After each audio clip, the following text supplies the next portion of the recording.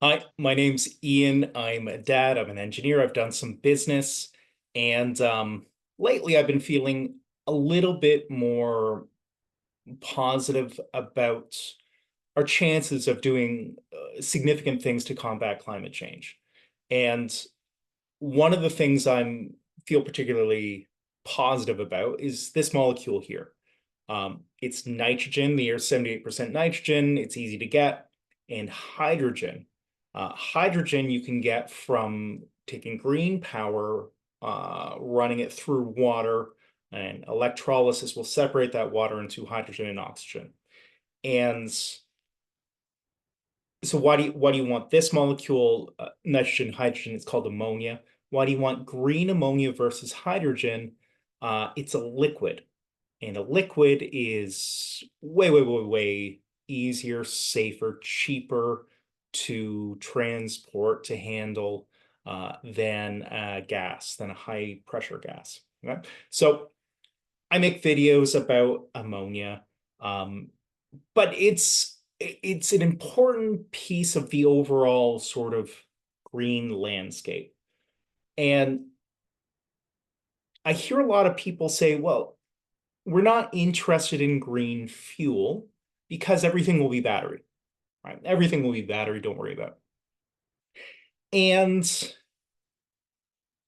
I mean, so I want to talk, I want to take you through a very quick, just some slides on two of the big things that drive the cost of green power. Now, green power, it's very local, okay? Um, Florida has very different wind characteristics than uh, Ireland. Okay, they're just different, and so even though that they might have the same turbine, the amount of wind going across that turbine can vary quite a bit, and that means you get more power out or less power, which means I mean, if you get twice the power, you kind of get twice the revenue, you know what I mean? Or it's half the cost per unit of power. Like it makes a big difference. And transmission cost, okay, so I'm sitting here in Tokyo. I don't have great wind. Why don't I just run a transmission line out to somewhere that does have great wind? I'm going to take you through this, okay? So two sort of factors that both matter quite a bit is the cost to move the energy and the capacity factor, how much um, wind or solar is at that location.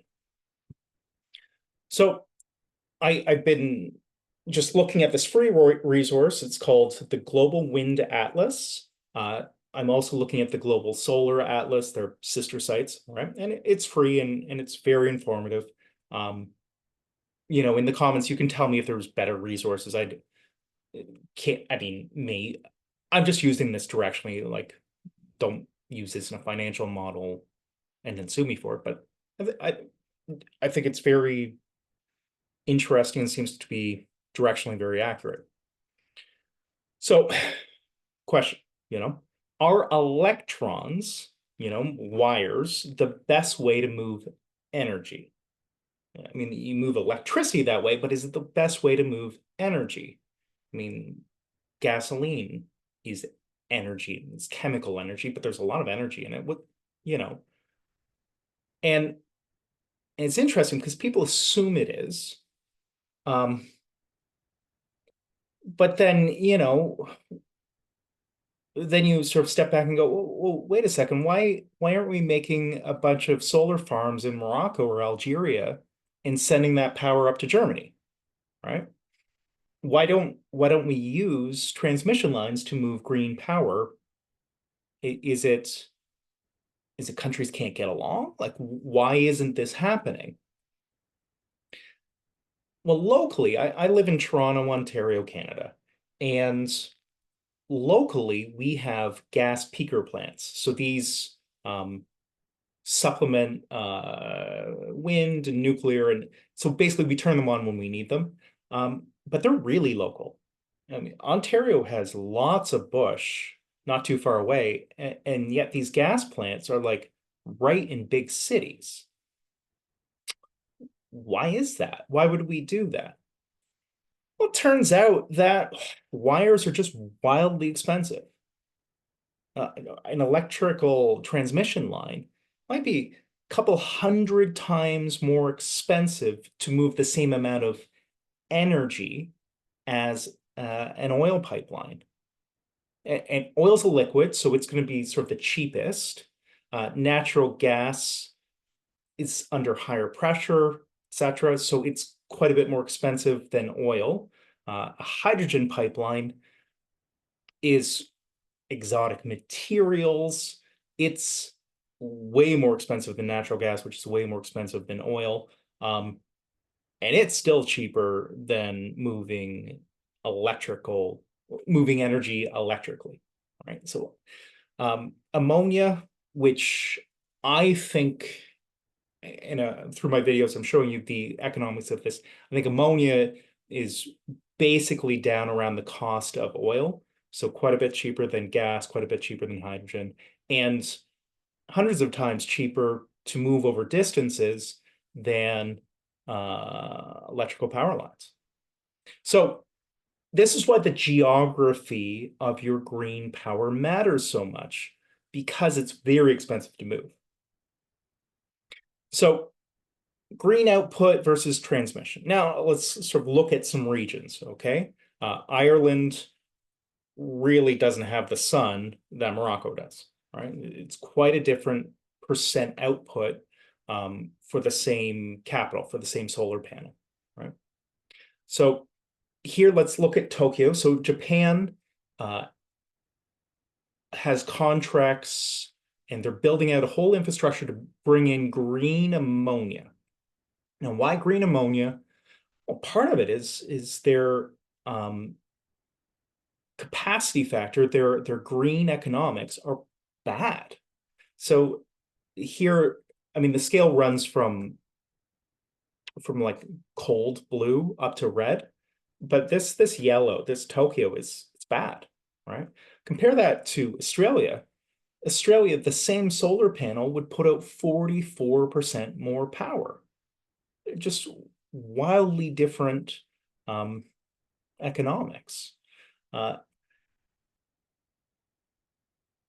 just maybe it's easier for some people to visualize. This is Florida. So Florida, it's hot, but it's not sunny all the time. So Florida's kind of in between. It's not actually very economical, which is why Florida has very little green power.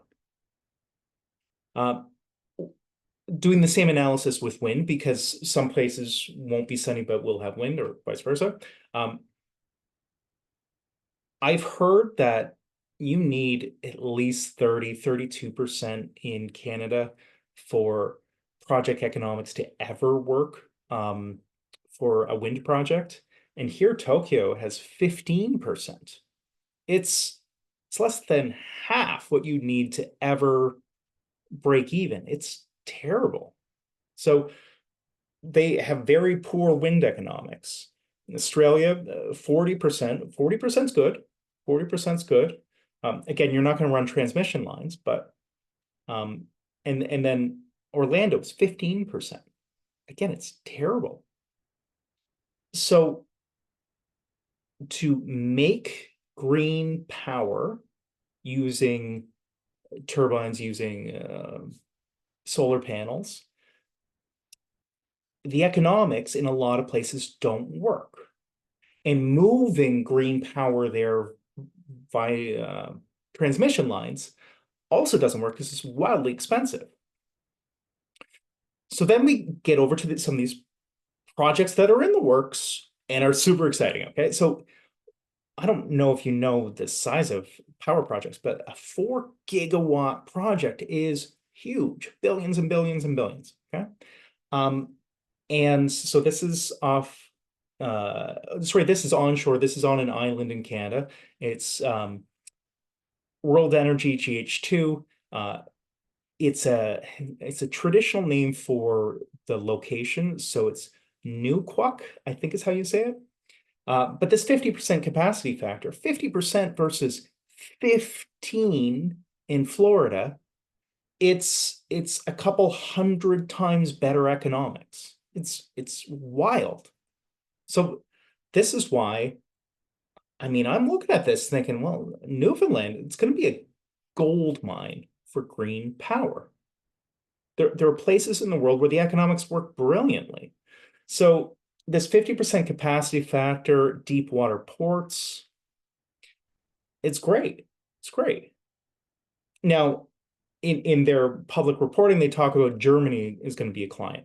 All right. So they're going to make ammonia, so use green power to break apart hydrogen and oxygen water, which is chemically going to store that green power as ammonia. And that ammonia is very cheap to move, like you would move oil. So they're going to put it on tankers and send energy across to Germany where it can be used, 100% green energy. And why do the economics of that work? Well, look at their wind. Their wind is bad. They have poor wind. Their solar is bad. They have poor solar. So places like Germany, places like Japan, the economics work for them to chemically import green power rather than to try to make green power with turbines when there's no wind or solar panels when there's no sun, right? If you want green power, what else can you do? You can bring it in chemically. So I personally think this is exciting. It's interesting. It's complicated. So it's not obvious why you wouldn't use wires. But when you start looking at it, you go, okay, all right. So there you go. Just check out the website. It will explain why some places, I mean, they're not, Florida isn't troglodytes. They just have bad economics. So why would you throw away your money on wind turbines when there's no wind or solar panels when it's too cloudy? Right? So there you go. All right. Let me know if you have any questions.